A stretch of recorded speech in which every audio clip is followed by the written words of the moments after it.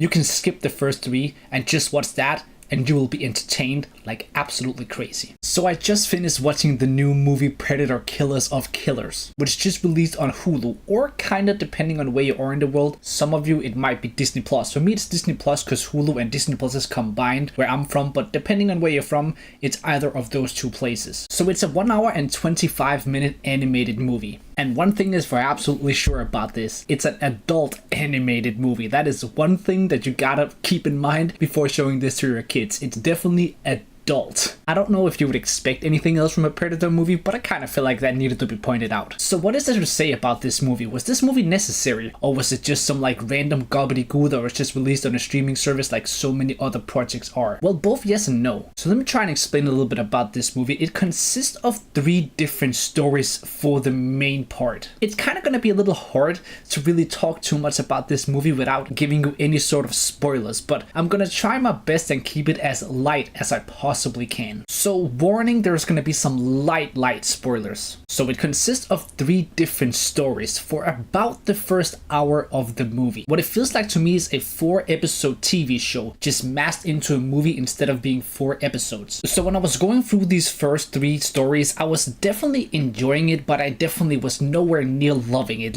I was just watching those at the start and I was like kind of thinking about what I wanted to say in my review, and I was just kind of realizing that I wasn't really enjoying myself all that much. I was just kind of watching it being like, it's alright, it's nothing special, it's cool, but it really just is what it is. That's the best way to describe it. But you get to the 4th story and that's where everything really just comes together and actually works quite amazingly, and actually really pulled the movie and kind of made it a win for me in the end. Now this is where I'm kind of like, spoilers and stuff like that, so that's kind of where I want to keep it. You should definitely experience that for yourself because it does end with an absolute freaking bang. And you wouldn't really want to miss the ending, obviously, without those first 3 stories. Like, they definitely are very important. They just aren't all that interesting, in my opinion. Obviously, when you have an animated project, you always got to think about, like, the animated style. How does it look? How does it feel?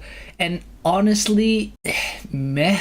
I didn't hate the animated style. I didn't love the style either. I think it's really, really meh. Would I want to see more animated like this? Honestly, no. I didn't like it all that much. I think it's just like, it's kind of like I feel like this is hopefully it's just kind of like a one and done. It's not the greatest style ever. It shouldn't be something that's going to be like the main type of style. Obviously, when you do these type of movies, like there's a limited budget, so you kind of gotta go with a different animation style, but it's just not the greatest animation style in my opinion. I think the best way to describe this movie is it all comes together. And honestly, I do feel like it comes together in a very grand and epic way. And obviously, it's a Predator movie. There's a bunch of killing, there's a bunch of blood, and there is just a bunch of action overall, which is some really cool action and some really cool fighting, some cool kills and all that sort of stuff. There's a very specific scene in story number 1 with a door closing and a shield. That's all I gotta say. You will know it if you've seen it. You will know it when you see it. That scene is absolutely awesome. But as an overall, it's just an okay movie. I would never in my life ever rewatch it again. So it's not like it's anything that's gonna blow your mind. Like just gonna be like, you're not gonna sit there starving for more and really wanting like this to expand. It's an okay movie. It's fun. It is kind of just what it is. I think it's something that you could recommend to people, but not something that you should be like, oh, this is the best thing ever. So watch it if you're a Predator fan. If you're kind of on the like edge of it, it's an hour and 25 minutes, so what can you really lose, right? But it isn't anything really, really special, and it's just nothing that's gonna blow your mind. If I were to give you like a 1 out of 10, I think it's at like a solid maybe like 6.5, which is really like the ending that's picking it up, I would say. So overall, it's cool, but it ain't nothing special. If you've seen it, let me know how you felt about it, and maybe rate it from a 1 to 10 in the comments below. I'm really looking forward to Predator Badlands though.